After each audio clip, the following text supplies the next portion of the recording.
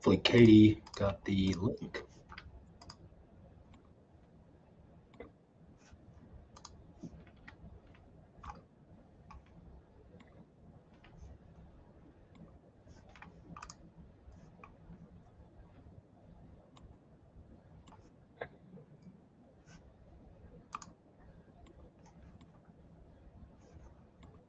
Let's see. What am I looking for? There it is.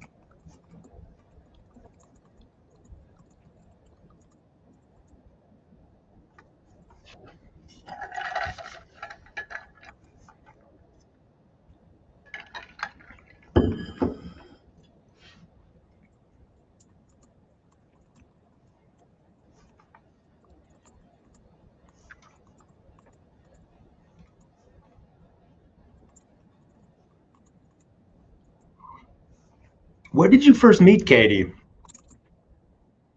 Maybe Origins Okay. years ago. Yeah, she's been around for a while. I remember. Yeah. I think I first met her at that first GBAT, or it wasn't GBAT at that time. It was Origin's own conference. Didn't end up meeting Alex last weekend for Nasaga, but Okay. we'll connect sometime soon.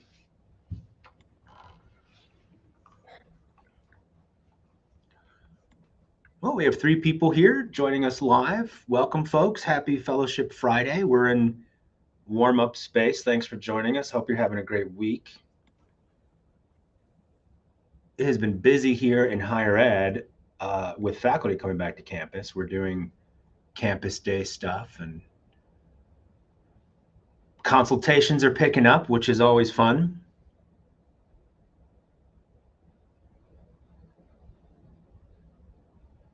And you're back to class next week.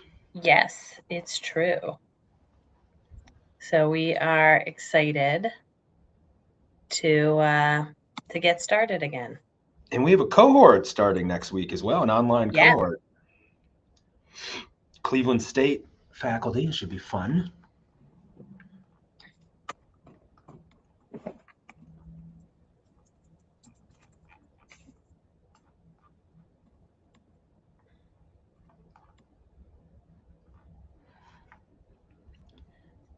Are you actively playing in any TTRPGs right now?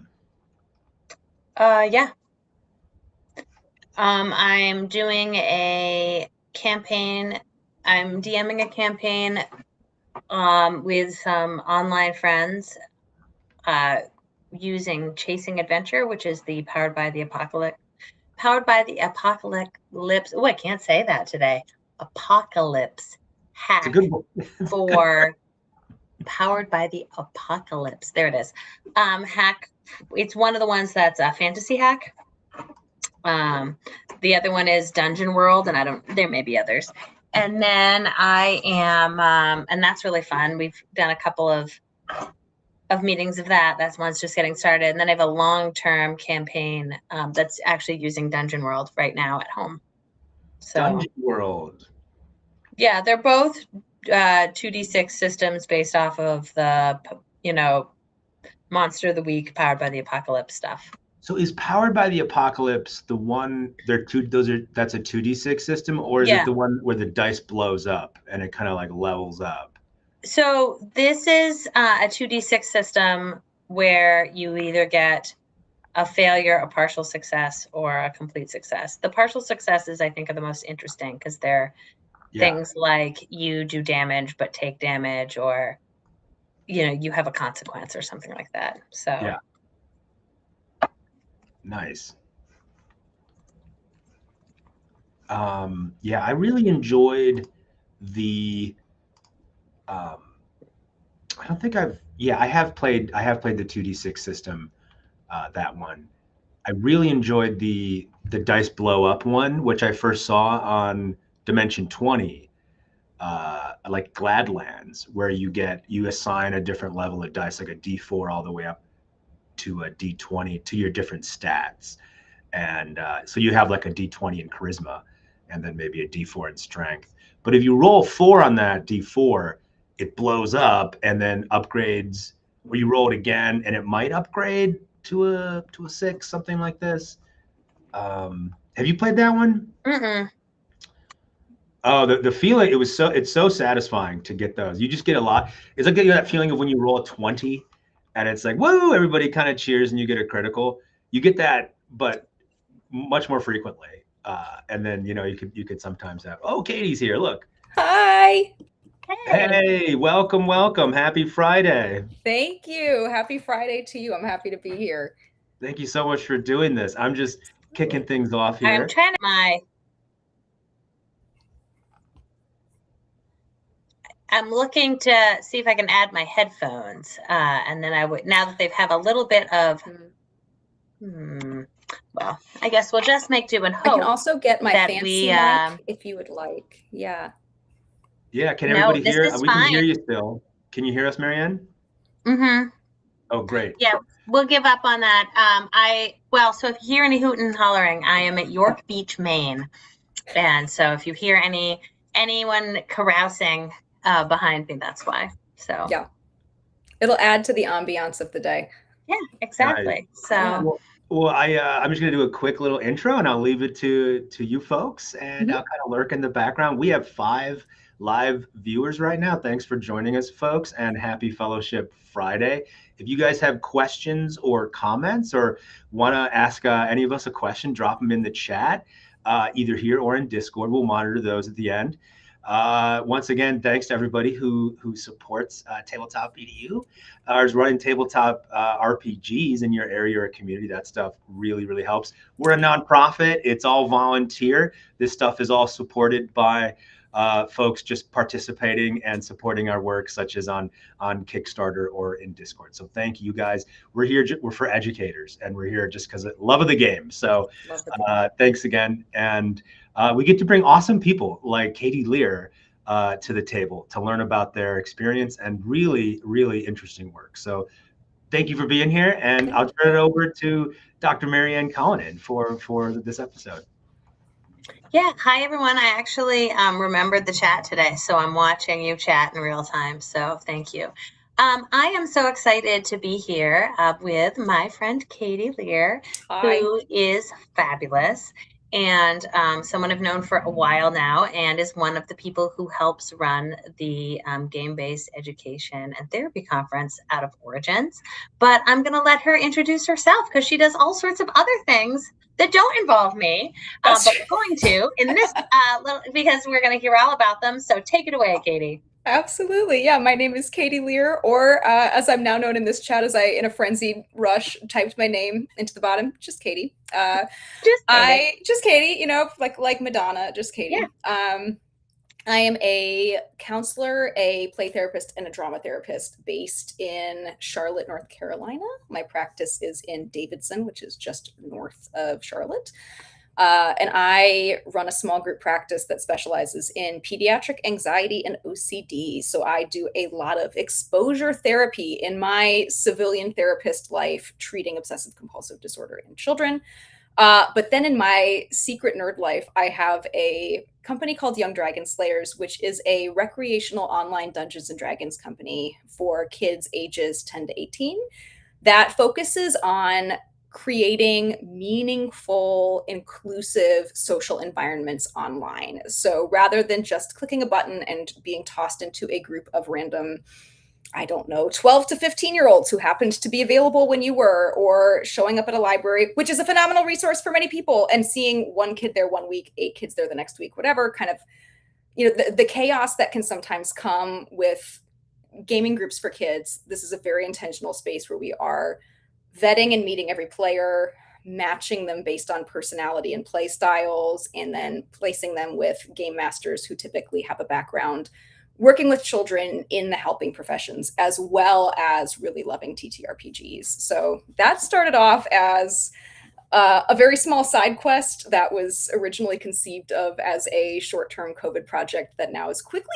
becoming the main quest for me. I spend more time working on that company now than I do working inside my practice, which was not really the plan, but I'm really delighted that that's how it's panned out. So this isn't a specifically therapeutic setting. It's more of a sort of social setting. Yeah, I do run one therapeutic in-person game in my town here in Davidson. So I've stepped into the role of the dungeon master now for 5 or 6 middle school kids, which has been a humbling experience for me. It's really hard.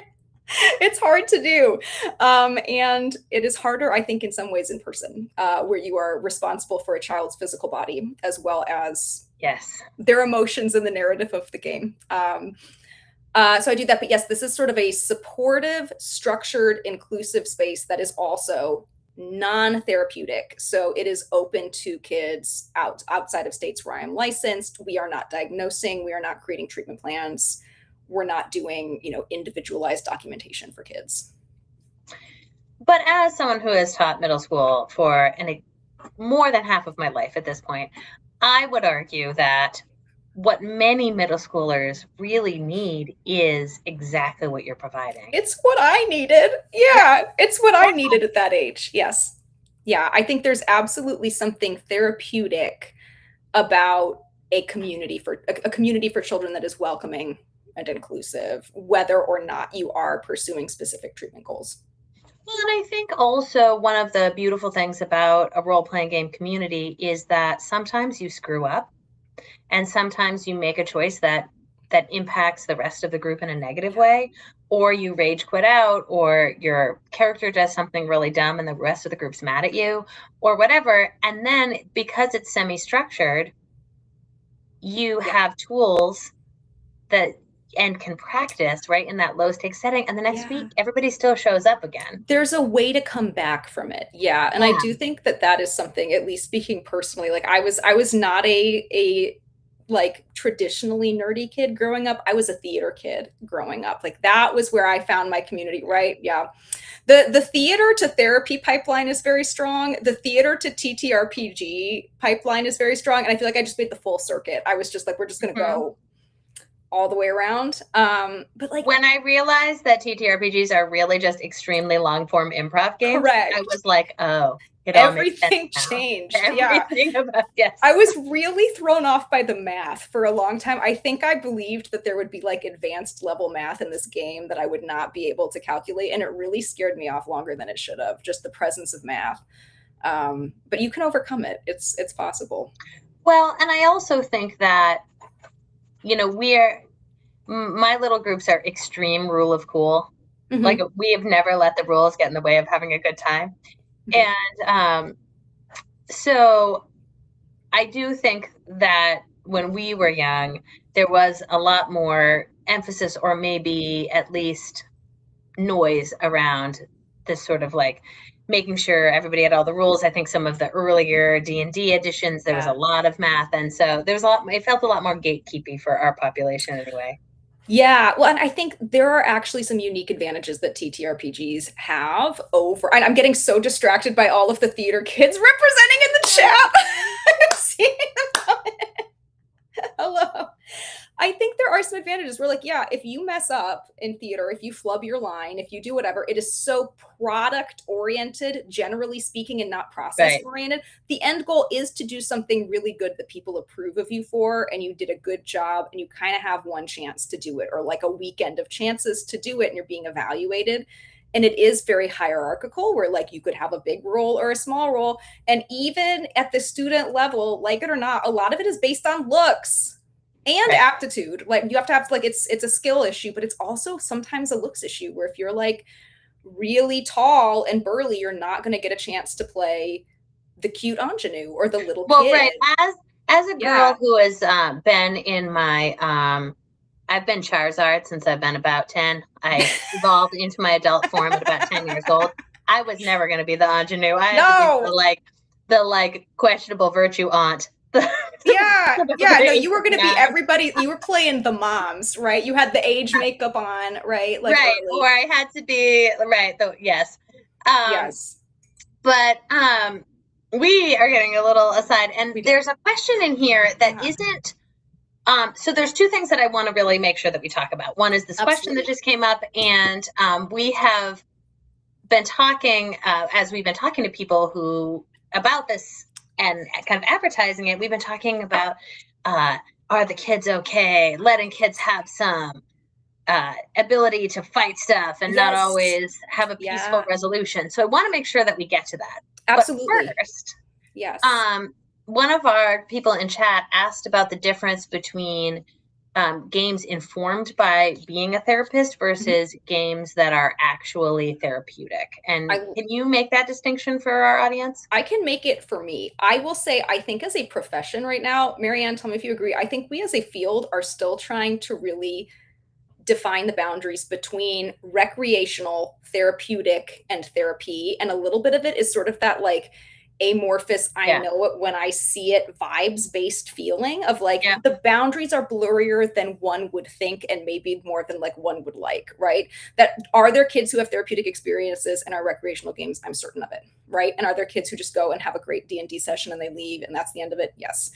I think for me, the difference is we are making goals explicit at my therapy table. They are explicitly discussed in a way that they are more implicit in these supportive recreational games. A child is not going to come into that space and say, guys, typically I get really triggered when somebody interrupts me and it makes me really mad. And so if I get frustrated in here, I want you guys to understand that it's nothing personal, right? They're probably not going to say that, but in a therapy group, we might make those goals for the group very explicit.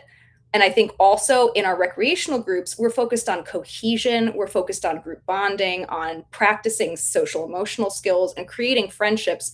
But I think there's less of an emphasis on challenging kids. Whereas in my therapy group, I think all of us are modifying the plot all of the time to increase enjoyment, increase cohesion, give kids chances to have a moment in the spotlight. But in my therapy group, I'm also doing things that I know are going to be hard, right? This child does not like taking the lead. And so for therapeutic reasons, I would like them to, or I would like this child to learn to step back. So I think all of us are always kind of doing that behind the scenes a little bit in these games, right? But I think doing it in ways that may be more challenging, maybe more provocative, maybe a little bit more of like, we're going to specifically work on an issue that we've all collectively agreed to work on here, as opposed to just creating good feelings.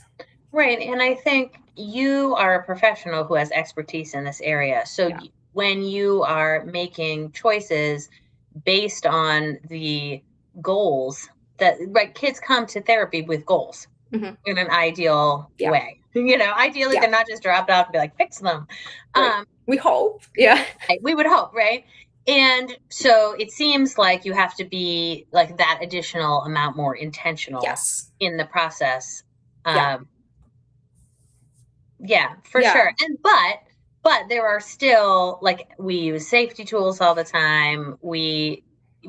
Kids are still having a semi-structured social experience with lowered intensity in terms of failure. I think there are things that we know are generally going to be good for the mental health and emotions of any child. And those are often present in these supportive kids groups, regardless of whether or not a therapist is running them. And then there's sort of that added layer of like, these specific experiences could be beneficial for this child based on what I know of their diagnosis or their reasons for being here, right? Which is just sort of that added extra level. And so as like a non-example for the audience, I would say, there's probably maybe 1 out of every 10 people I meet who will say, oh, I wanted to do D&D, but either there wasn't a place for me at the table when I was little. There wasn't a place at the table for me because I was a woman, a person of color, too old, too young, whatever. Or they'll say, I went and tried it at my local store and my character was immediately killed. Right. And so those are like non-examples. It's still not a therapeutic setting, but like, we need to make sure that we're having all of these safety tools and teaching people how to be social creatures together as part of this game. Yeah, absolutely. Yeah, I agree. I see in the chat that yes, sometimes during safety tools, kids will have the wherewithal to share stuff like that. I think sometimes it can happen, and certainly we do have groups where it does. And I think sometimes we have groups where children either don't have that self-knowledge yet or don't feel comfortable sharing it. Yeah. And I think that piece of what is like, here's something I know makes me kind of uncomfortable. Or here's an example of some things that often make people uncomfortable. Yes. Do you connect with any of these? Right. Like I find that a lot of people don't write down eyeballs, but actually find like people's eyeballs getting poked out being real gross. Like, actually, now that you mention it, it's bad. Right. So I think that kids need sometimes some examples, but then also, right, I think some of the most important stuff in a non-therapeutic setting is when we accidentally bump into each other's rough edges. And then we say, hey, actually, this made me uncomfortable. Can we please stop? Right.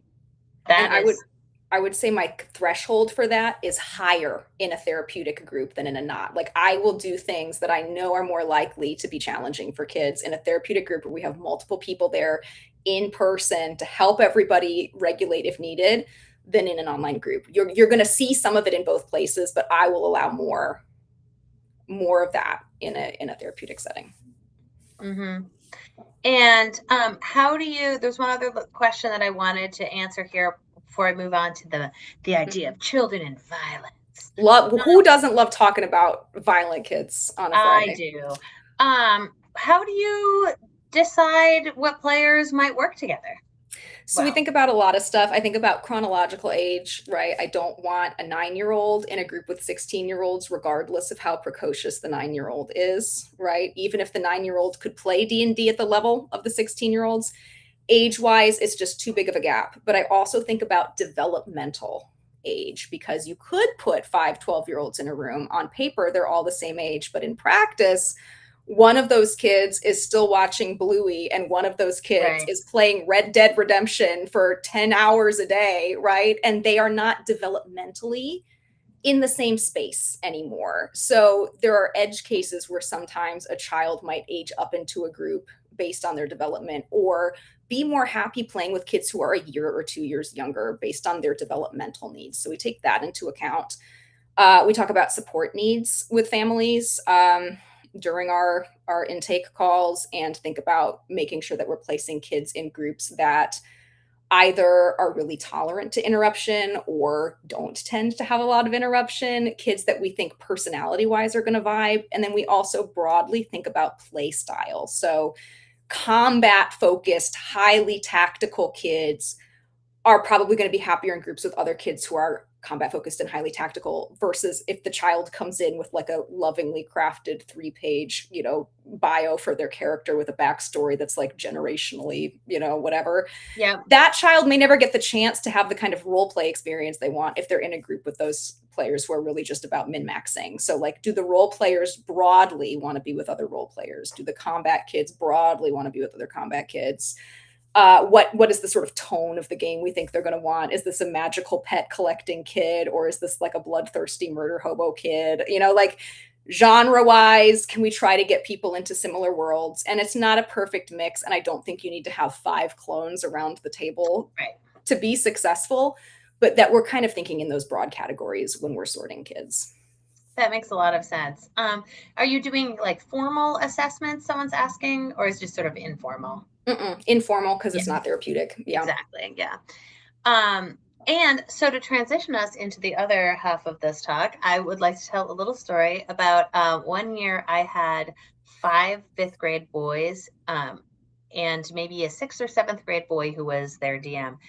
And they were the definition of murder hobos. It was just pillage and burn everything. And this was the first time I was really experiencing that. Yeah. And I looked at these boys, and it was so out of character for what I knew them to be as students. Whoa. And I realized that all week long, they were holding it together in the classroom. And then they were in this like sort of crazy, like, you know, land where they were punching people and causing fires and whatever, right? Which and the whole during the week they were spending a lot of time like raising their hand and waiting in line and like doing all of the pro-social behaviors. And that really sort of made me understand some different things than I maybe would have thought of before. So yeah, there's a lot of pearl clutching around children and violence, and about potentially about the use of violence in role-playing games. What do you find about that? I'm just imagining the like pull quote from this that's going to be like the end of my career, where it's going to be like, this therapist loves violence. Like this therapist says all kids should have guns. Like, no, but I do like aggression and violence, and I think it's valuable for children. As much as I love, and this is not me hating on game systems that prioritize non-combat ways of resolving conflict. This is not me saying we shouldn't be learning restorative justice. This is not me saying kids, you know, should embrace moral ambiguity in games, right? All of those things are wonderful and good and valid. And also, I think sometimes as adults who are wanting kids to learn pro-social behavior, there's that moment when a kid has that impulse in game to murder something that is scary, and it feels like we should immediately redirect them from that toward, but what if that orc had children and a family? But what if that orc wanted to make friends? And I think there is a real benefit to venting aggression, and that I don't believe that, broadly speaking, aggression inside of a game is the same as aggression outside of the game, because of that magic circle that we all know about. We've opted in consensually to an experience where that act of aggression is still typically a means of trying to connect with the players around the table using the agreed upon social norms, versus punching someone at recess who didn't ask to be punched, right? Right. I think there's very little there's very little academic research that ties playing cops and robbers to becoming a robber. There was actually a cool study I found not long ago that was looking at the benefits of rough and tumble play for children, and in particular for boys, seeing if kids who wrestled and fought and play fought with their dads specifically had higher or lower levels of acting out behaviors later in life. And what they found was that rough and tumble play with a grown-up at home fighting reduced those externalizing behaviors later, provided that the adult was remaining in charge of the play. If the adult was getting overwhelmed and like not showing good leadership, and the kid was calling all the shots and the adult was just like, whoa, whoa, wasn't very helpful. But if the adult was in a leadership role of like, hey, that's too much. Hey, don't hit that hard. Okay, now we're going to switch out of this activity. Those children were learning self-regulation skills through the opportunity to play fight in those settings. So like, we do this in play therapy all the time. Like a play therapy room that's equipped with therapeutic toys will include a punching bag, will include handcuffs, will include oftentimes like a Nerf gun or a sword. We know that kids need ways to vent aggression and anger, and that these are positive feelings that everybody has, and they need ways to express them safely. And societally, I don't think that kids always get opportunities to express anger the way that adults do.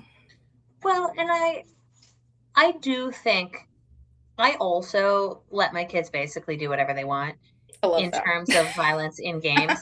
And, right, I mean, there are some rules that we have to have that are based on school, and some rules like that we're gonna keep, like, you know, we don't have like alcohol and drugs, and obviously we're not going to have like sexual violence and like things like, right, anything like super extreme. But within this sort of like PG-13 comedic violence, I really love the idea that actions have consequences. And so you are allowed to do whatever you want. But at some point, if you're going around murdering all of the children in the orphanage, like, you are going to get arrested. Yeah. Yeah. Right. This is not a video game where you respawn, right, and you try it again. Like, the people remember, the NPCs remember what you did. Yes. Yeah, exactly. And I do think that that's really important too. And there are some time, because of the way because everyone understands that this isn't real, there are times that things are horrifying or comedic or hilarious in a way that obviously they wouldn't be in real life. Yes. Yeah. Yeah, it doesn't have to be punitive, but it is sort of like you're in that world of exploring gently natural consequences. Right. And I think, right, that is so important. And I think many of these children don't, right? Like being 11 is a time where you do not have a lot of control over your own life. Yeah, yes. Yeah. Yeah. You have to try things out. Monique is saying games are the perfect opportunity to try out behaviors in a safe way without proper consequences. Yeah, right? Like they're much lowered consequences. Yeah. Yeah, exactly. Yeah, and it, like to your point earlier, like you can try the big emotion in there and still be able to show up next week and know that you in all likelihood have not alienated your friends around the table. Right. Yeah. Or there's a way to come back from it. Yes. Yeah, you can repair. I am so excited that Monique Franzen is here because Monique wrote this little I think it's on Drive-Thru,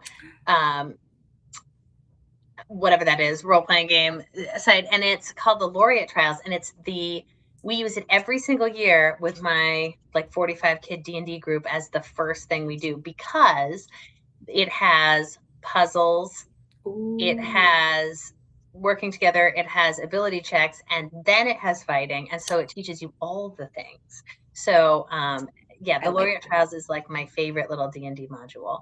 But I think that's right. It's not like this entire world is you are only going to be successful if you are violent, but like that should also be an option. And yeah, and I think you can also, there's a line between permitting exploration of violence and like glorifying violence, right? Like we don't have to do that either, but like, are there times in life when anger is like righteous and correct? Yes.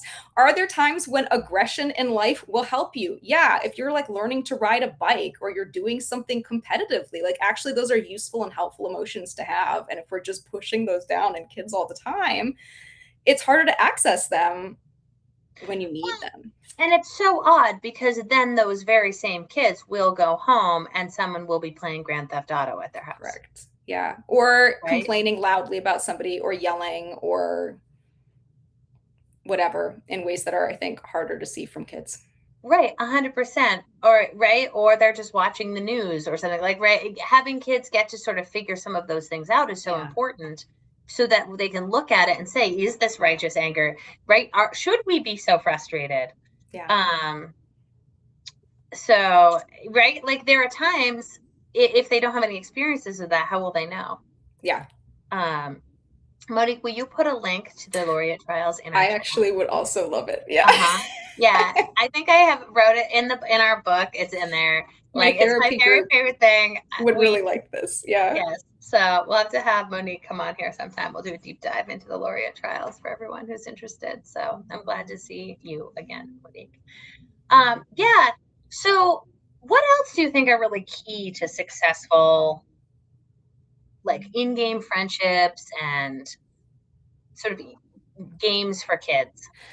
One thing that I've been thinking a lot about recently when it comes to friendships is having a higher barrier to entry and exit. That, a lot of times I think when kids are having online friends or online friendships in games like Roblox or Minecraft, which I don't have a vendetta against, they sound great. I haven't played them because I missed that, but like, I'm sure they're lovely.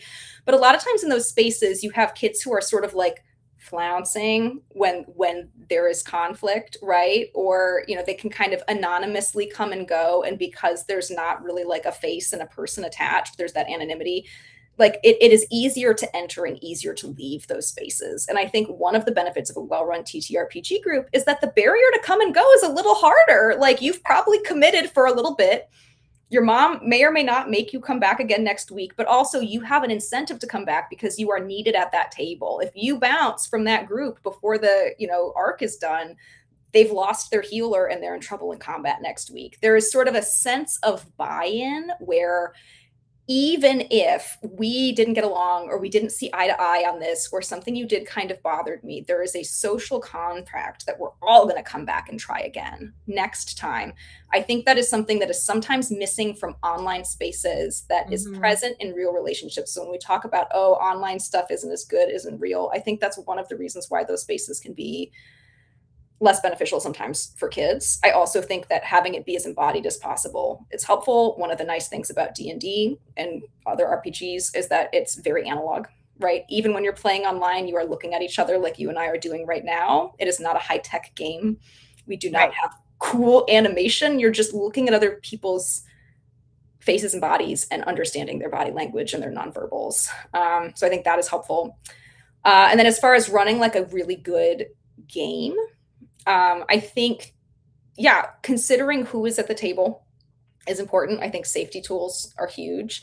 And I also think being really flexible with your plans, that like expecting that playing with children, especially developmentally, is going to be different than running a game for adults in some ways. And like, you come in with the plan and you hold the plan loosely. And you are prepared to abandon the plan. And I think sometimes that can be really hard if it's a plan that you've put a lot of love and work into. I've personally lovingly created many an NPC that I thought my players would adore, and they don't care. No, and then they all are obsessed with the like dumb dog. That goblin number 5, right? But classically, like, I have an NPC called Biscuit, whose whole point was to tell them that there was a back staircase, and then the entire thing became about saving her. Right? Yeah, that's how we got our Boblin. Green Bean has been with us now for many terms. Hopefully that was a coherent enough answer to that question. But if I've lost the plot, circle me back around. How young do you think you can start with kids? Well, wow, this came onto the screen, this question. It did. You really manifested that.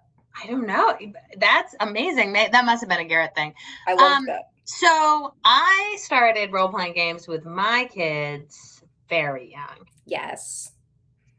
Well, if you ask our mutual friend, Steph Campbell, who's written a lot on this topic, you can start at like 2 or 3. Yeah. Steph has been running games with their child since like infancy, basically, like since the toddler years, and has really scaffolded them up from like running sessions that are 5 minutes long where the child is running, back and forth from the table to, helping them build toward longer attention spans and more traditional games. So I think, depending on your definition of what constitutes the session, and depending on your child's interests, 3, preschool, right? Like there are games that are geared toward kids that age. I think if you can have enough of an attention span to stay with a narrative story, that's kind of all it takes.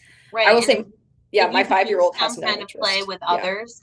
Yes. That is as soon as you can start to do that. Mm-hmm.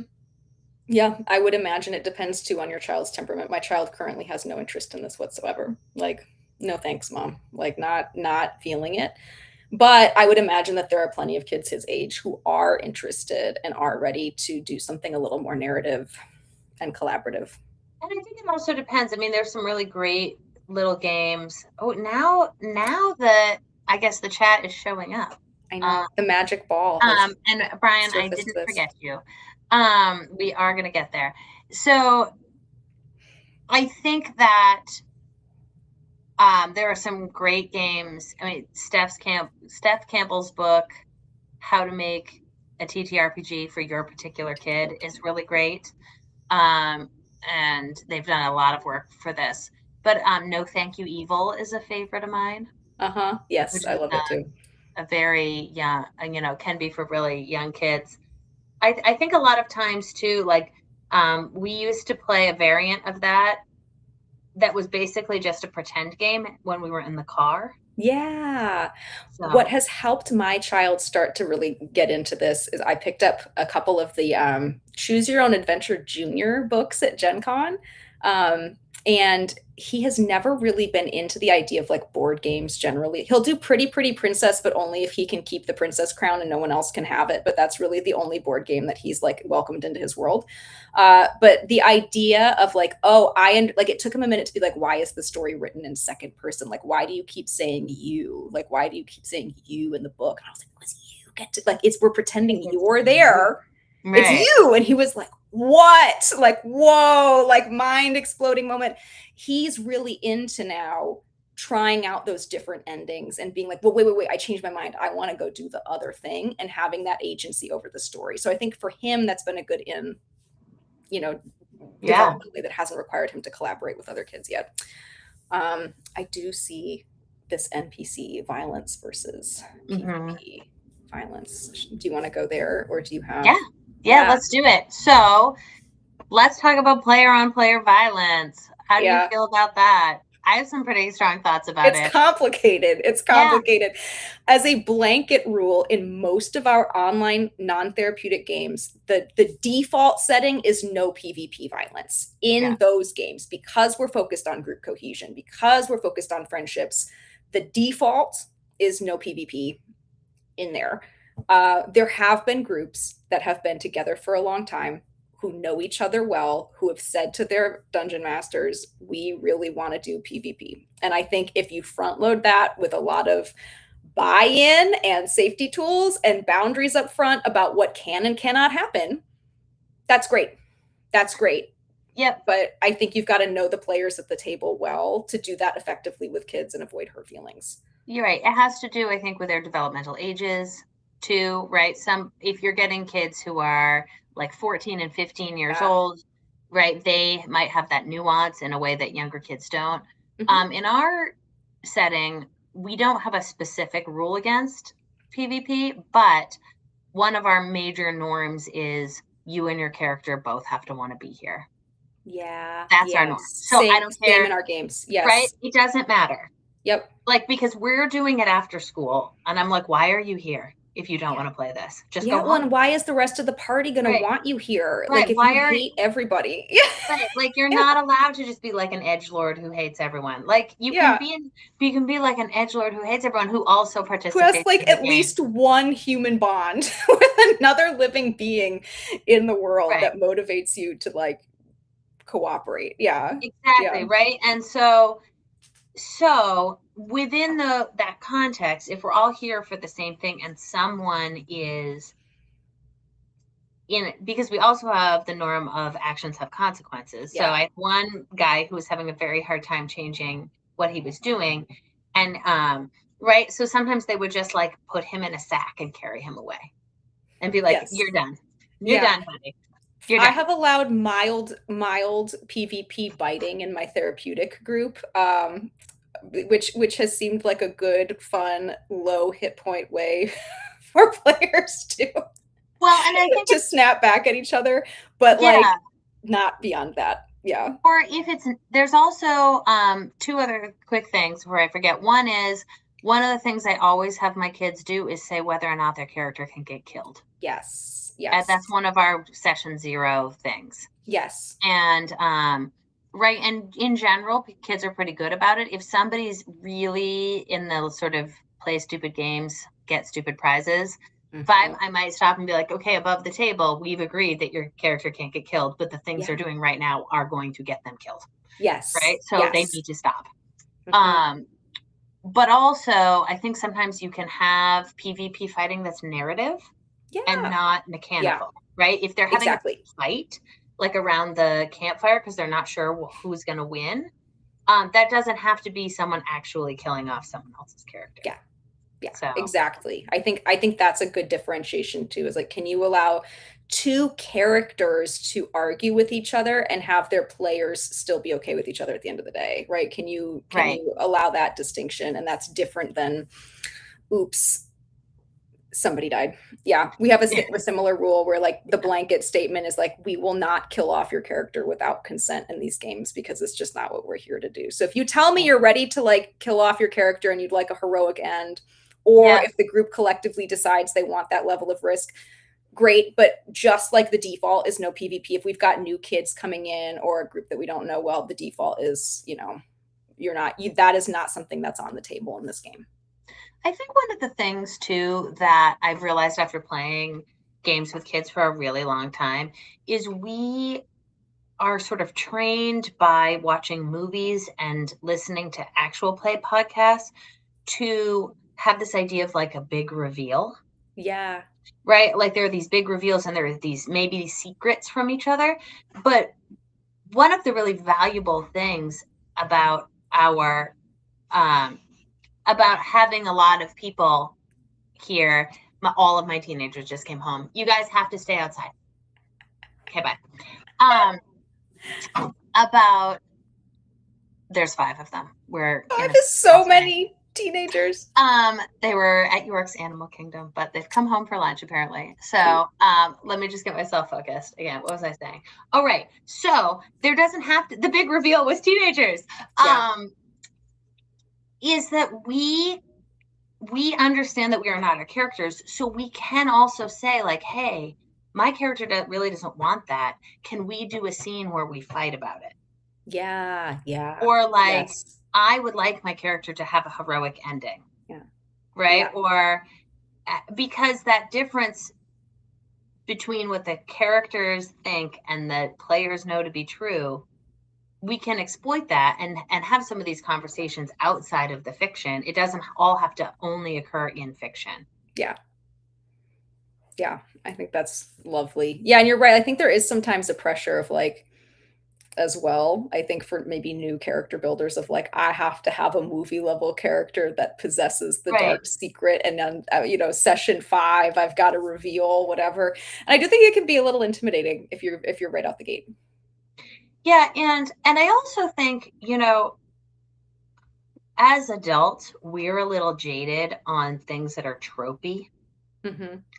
Because we're adults. I have thoughts about children this. Love Yes, tropes. That's why they're tropes. Yeah, yes. Please. Yes, Katie, please talk about tropes. No, I feel this too. I think there's a risk sometimes when you're running a game for children to create something impressive and high concept of like, I'm going to do something that's never been done before. I'm going to knock their socks off. I'm going to come in with this really cool genre bending, whatever. And some kids are like, yes, let's go for it, right? If you've got the kid who's been playing for years, but if you're new to TTRPGs, if you are a child that's like kind of new to like media, like to pop culture, like, no, the tropes are it. Like, the tropes are where you are at. They are tropes for a reason. They are universal. They're powerful emotions that you are feeling and identifying with maybe for the first time in your life.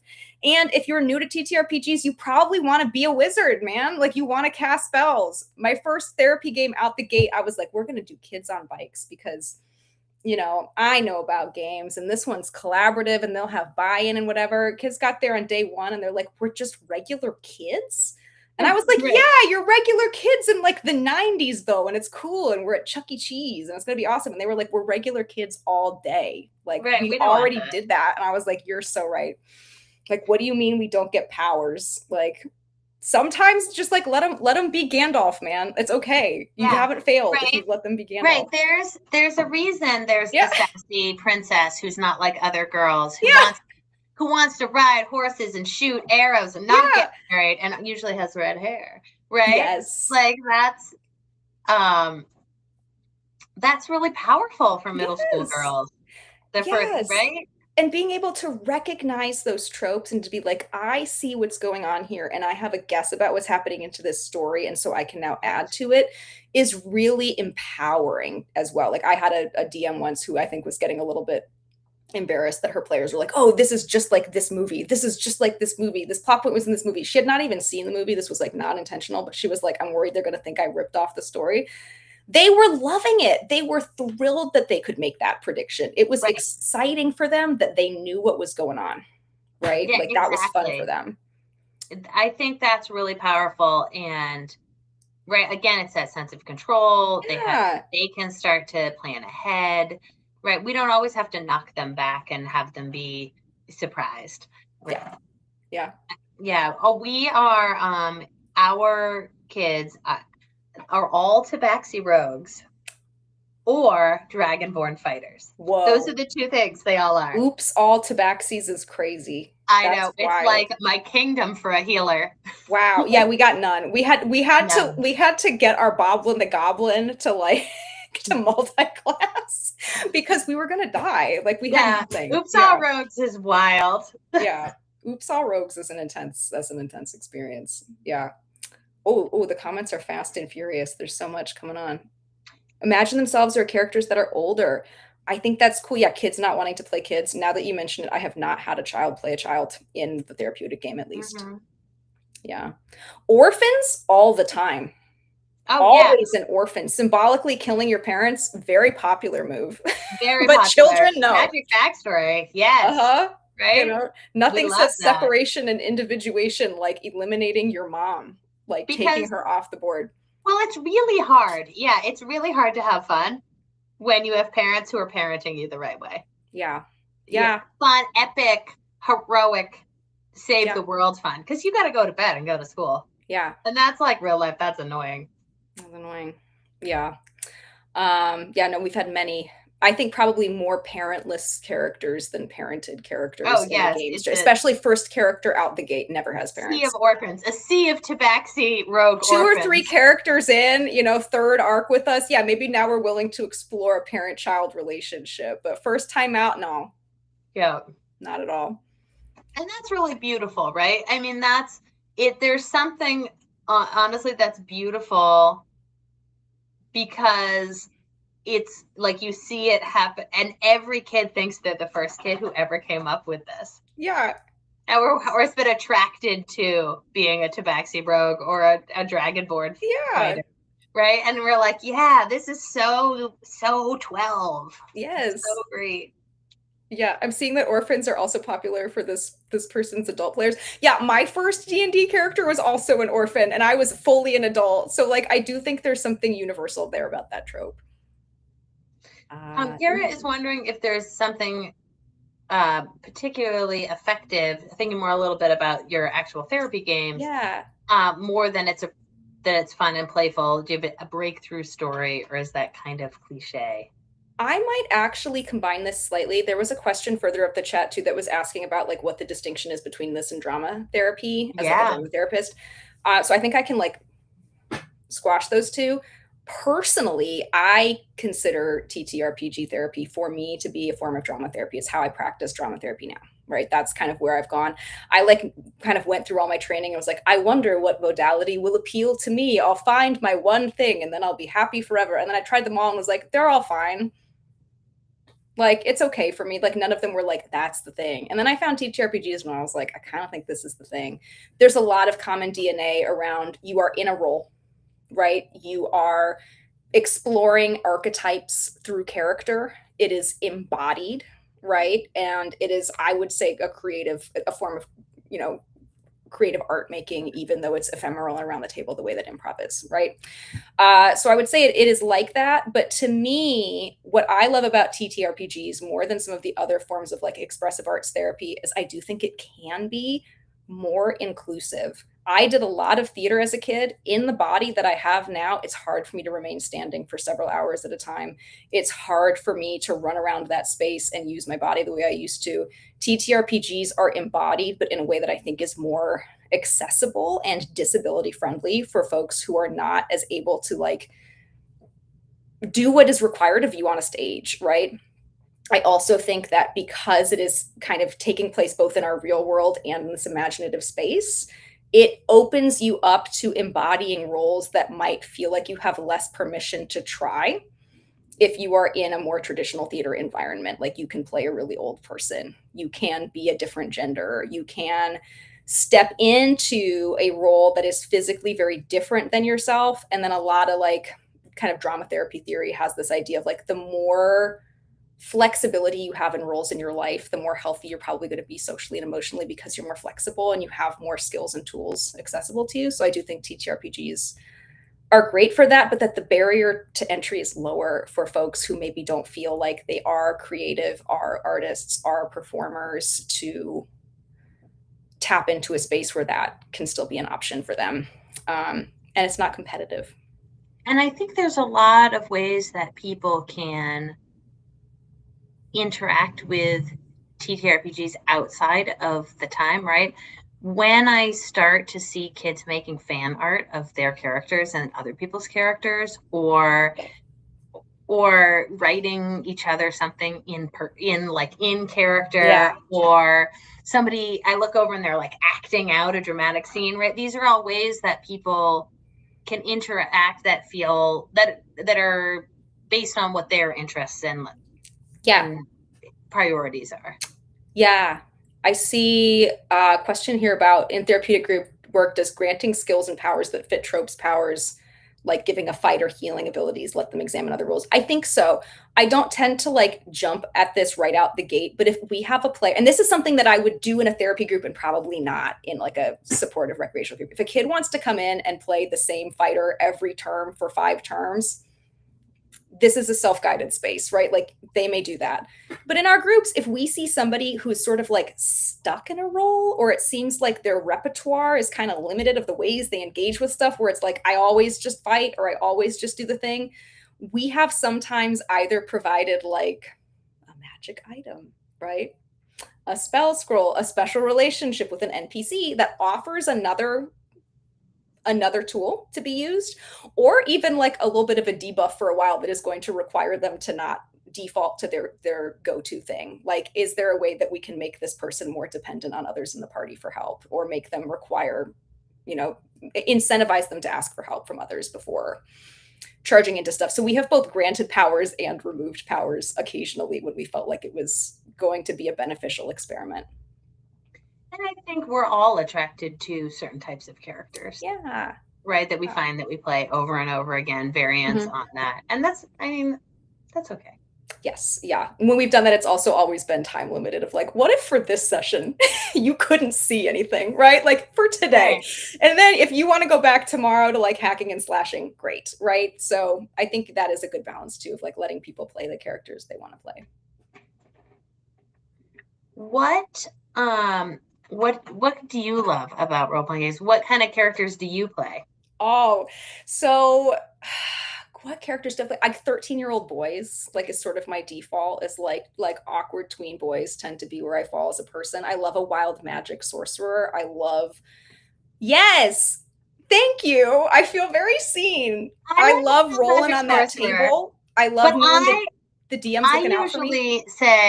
I usually try to negotiate with my DM that I would get wild magic more often. Sometimes I feel like I don't get it as much as I'd like. I'm like, this would be a really great moment to roll. Don't you feel? Yeah, I agree. Wouldn't it be great if, I think the mechanics should be, the higher level you get, the less often it goes wild. So at first it's wild almost all the time. Like you are a nightmare. And I think that's also kind of like, it's always been a little bit of like a metaphor for puberty for me, where I'm playing like a 13-year-old wild magic sorcerer, where like sometimes they just like sneeze out a unicorn and they're like, I don't know what happened. Like I'm not in control of my body and I like don't feel good about this, right? And so I think for me also, as a player who's fundamentally mediocre at the game, there's something very comforting in having that just sort of inherent chaoticness of like, if it doesn't go well, that's okay. I'm very attracted to that. I think my first ever character was a cleric with a charlatan background who wasn't very good at healing people. And it was right after I had started private practice. And I do wonder in retrospect if I was working through some stuff. Like, was there something there? Was there some imposter syndrome going on at that time? Probably, but I do love a sorcerer. A sorcerer is very good. Yeah. Are there any, we're kind of wrapping up.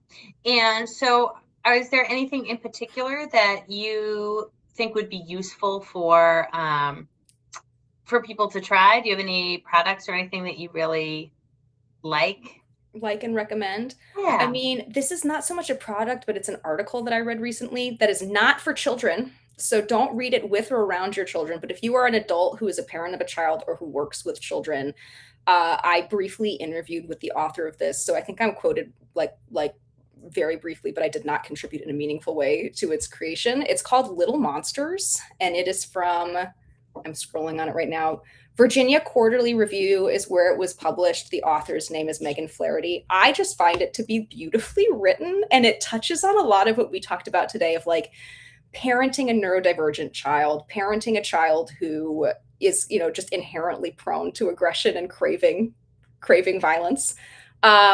Discovering D&D as an adult, discovering D&D after being sort of a closeted nerd, playing D&D as a woman, and using D&D as sort of a vehicle for parenting and understanding your child and being able to enter your child's world. It contains adult content. It contains adult content. Don't read it with your kid, but if you have a kid, read it when they're in bed. I love that. I certainly would recommend anything on TTRPG Kids from Steph, as we know. Yeah. And then if anybody has children who are interested in joining an online weekly game, we are wrapping up enrollment for fall at Young Dragon Slayers this week, and then we will reopen again for our January games very soon. Well, that's very cool. Garrett is reminding me, do you have a South by Southwest? I do. If anybody really wants to be a mensch and vote for me in South by Southwest EDU, I would love to go this year. I was waitlisted last year, so I'm making the push. I can drop that link in the chat if that's Yes, helpful. We would love that. What's it about? Okay, well, it's about online spaces for children, like online spaces being a valid social outlet for kids, and specifically how TTRPGs can help children create meaningful social connections, especially if they are part of a historically marginalized or disenfranchised group, or they are in some way isolated. So many of our players are neurodivergent, disabled, living in rural communities, queer identifying in a place where that is not particularly safe for them, or for some reason it is harder for them to just go out and make friends that are like-minded in their day-to-day lives. And so I do think that online spaces for adults like me too can be a real lifeline if you're having trouble finding a certain kind of friend in your in-person community. Awesome. Yeah, please put it here. Yes. I don't want to frantically look for it now, but I think Garrett's on it. Garrett's got it. Garrett, are you going to come back in here and talk about some stuff? Or am I talking about it?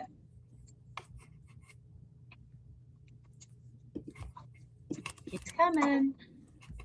We have some things coming up this fall. We have a new Kickstarter starting. I think it's going to be over the winter, called Adventures in the Stacks. That's about using role-playing games in library spaces.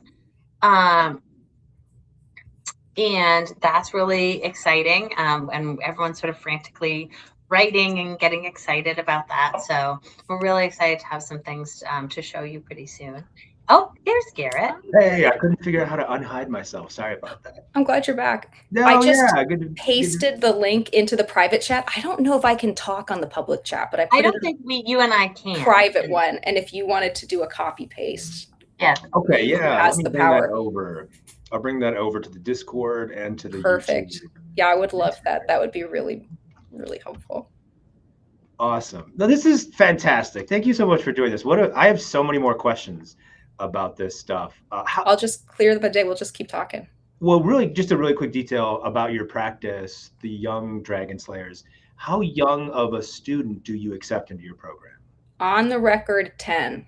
10. Off the record, if you come to me with a really precocious 9 or 8-year-old, we have groups that can accommodate a little bit younger. But like largely speaking, because we are playing D&D with like more or less the full rule set, right? Like I think it is harder for us to accommodate really young children, and it's online. But we have had 8 and 9-year-olds say like, I am ready. I've read all of the books. I am DMing for my stuffed animals. Like, please let me come, and we have brought them in.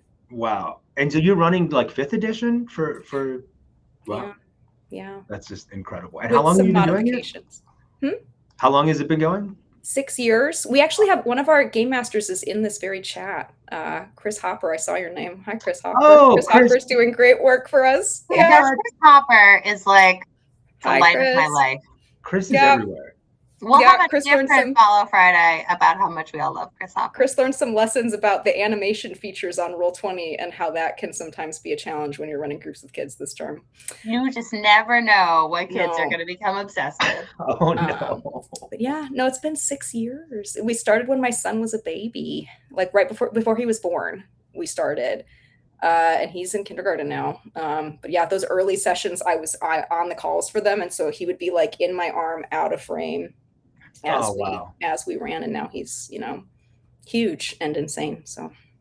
Well, I'm just so impressed with the work you're doing and the whole community's doing around bringing TTRPGs into both like therapeutic spaces and to like teaching and learning spaces and that sort of thing. I just think it's so powerful, especially for young people, and empowering. So keep doing what you're doing, and thank you for coming on and sharing all that. Thank you for having me. This was really a delight. Yeah.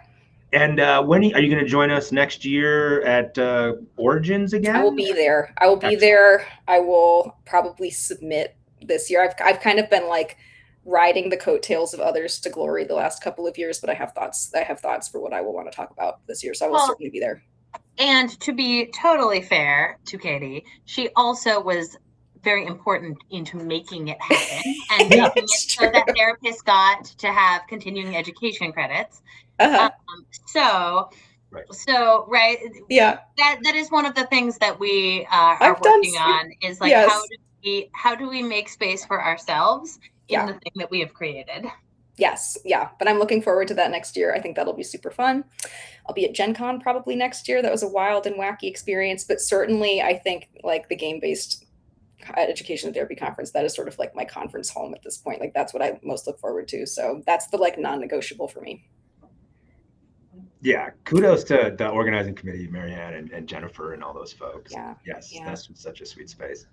Well, we could keep going forever, but we should let everybody go. We had an awesome audience today. Thank you guys for showing up. We had like peaked at 15 or 16. Which is really good for a Friday afternoon. And yeah, thanks for coming out and sharing all your expertise, Katie. Yeah, thank you guys so much. All right, we'll see you guys. Next week, we will have the creators of the Land of M on, Ben Costa and James Parks, who won Game of the Year at Origins. It's a really gorgeous tabletop setting, which has all kinds of additional product like comic books and maps, kind of creates this whole like literacy enriched play system. So hear all about it next week on Fellowship Friday.